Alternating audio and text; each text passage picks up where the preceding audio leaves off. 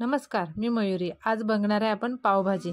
10 माणसांसाठी पुरेल अशी पावभाजी आपण बघणार आहे आणि एकदम भारी अशी भन्नाट चवीची पावभाजी होते। तुम्ही अशा पद्धतीने केलं तर हीच पद्धत तुम्ही नेहमी करा, ह्याच पद्धतीने करा। आपण पावभाजीसाठी एक सिक्रेट इन्ग्रेडियंट्स घालणार आहे, त्याच्यामुळे पावभाजीची चव एकदम भारी लागते, मस्त अशी। चला आता आपण सुरुवात करूया चमचमीत अशी पटकन होणारी पावभाजीची रेसिपी। इथे पाव किलो मटर घेतलेले आहे, 750 ग्रॅम फ्लॉवर घेतलेले आहे, 4 टोमॅटो म्हणजे अर्धा किलो टोमॅटो लागणार आहेत आपल्याला, 2 शिमला मिरची म्हणजे पाव किलो शिमला मिरची आणि अर्धा किलो बटाटे। इथे हळद आणि मीठ घेतलेले आहे चवीप्रमाणे। इथे बेडगी मिरची घेतलेली आहे आपल्याला तिखट मसाला, आणि इथे कलर येण्यासाठी म्हणून तर अर्धा बीटचा तुकडा आणि एक दालचिनीचा तुकडा मी घेतलेला आहे, त्याच्यामुळे चव एकदम भारी होते। दालचिनी घातल्यामुळे तुम्ही एकदा ट्राय करून नक्की बघा। इथे अर्धा किलो बटाटे घेतलेले आहेत, साल काढून घेतलेले आहेत, स्वच्छ धुवून घेतलेले आहेत। एवढं आपल्याला साहित्य लागणार आहे। आता आपण पावभाजीची फोडणी द्यायची आहे, म्हणजे कुकरमध्ये आपल्याला 1-2 चमचे छोटे बटर घालून घ्यायचं आहे।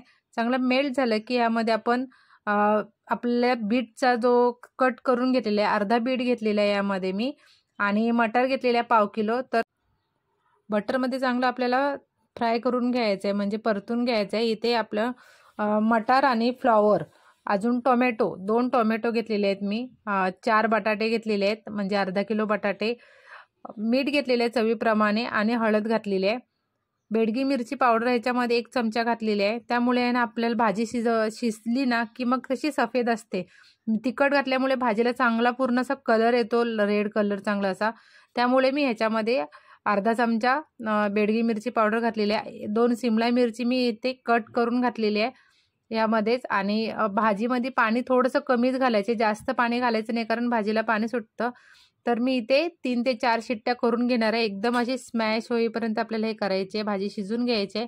त्यामध्ये परत आपल्याला फोडणीसाठी तिखट मसाला, आलं लसूणची पेस्ट, अजून पावभाजी मसाला, शिमला मिरची घेतलेली 1 चिरलेली, कांदा आणि टोमॅटो लागणार आहे। इथे पावभाजीची आपली भाजी शिजून झालेली आहे।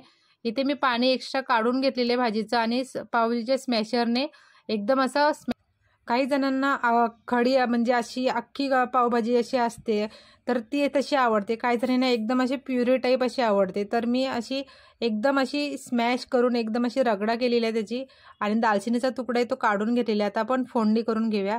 3 चमचे तेल घातलेले आहे, इथे 2 मोठे चिरलेले कांदे घेतलेले आहेत, बारीक चिरून घेतलेले आहेत, तर ते आपल्याला यामध्ये घालायचे। तेलामध्ये मी 1 चमचा बटर पण घातलेला आहे। कांदा मऊ झाला की मग यामध्ये आपण शिमला मिरची घालायची आहे। इथे 1 शिमला मिरची बारीक कट करून घेतलेली आहे। शिमला मिरची तेलामध्ये घातल्यामुळे पावभाजीला चव थोडीशी मस्त एकदम अशी भारी येते, आणि टोमॅटो ह्याच्यामध्ये घातले। ह्याच्यामध्ये ना आपल्याला पावभाजी करताना एकदम लाल कलरचे टोमॅटो घ्यायचे, त्याच्यामुळे भाजीला कलर चांगला येतो आपल्या पावभाजीला। थोडंसं मीठ घातलंय, टोमॅटो, शिमला मिरची, कांदा असं चांगलं थोडंसं मऊ होईपर्यंत, म्हणून तर यामध्ये थोडंसं मीठ घातलंय, हळद घातलेली आहे। हळद आपण पावभाजी शिजताना पण घातलेली आहे। आता आपण हे चांगलं स्मॅश करून घ्यायचंय, एक वाफ द्यायचे हे करताना। आपण असं थोडंसं स्मॅश केल्यानंतर, परतून झाल्यानंतर एक वाफ दिलेली आहे, 1-2 मिनिटासाठी मी एक झाकण ठेवून वाफ दिलेली आहे। आता तुम्ही बघू शकताय टोमॅटोचा कलर एकदम असा चेंज झालेला आहे, आणि फोडणी पण हे झालेली आहे। इथे 1 चमचा मी अद्रक लसूण हिरवी मिरचीची पेस्ट घेतलेली आहे। इथे बेडगी मिरची पावडर घेतलेली आहे, चांगला कलर असा आलेला आहे। आता थोडीशी कोथिंबीर घालायची आहे फोडणीमध्ये, म्हणजे मस्त असा सुगंध येतो फोडणीचा।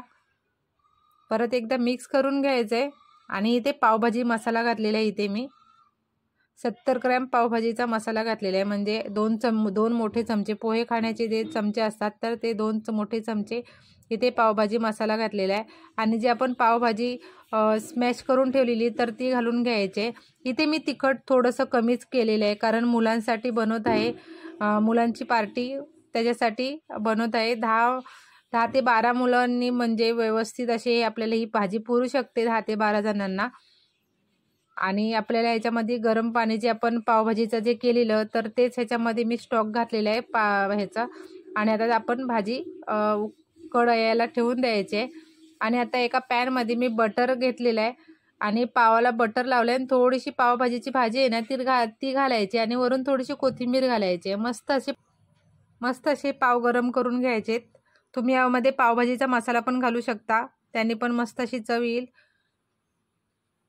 तुम्ही 30+ पण ही पावभाजी अशा प्रकारे करू शकता। आरामशीर 10 ते 12 जणांना ही पावभाजी पुरते आणि एकदम भारी अशी चवीची होते।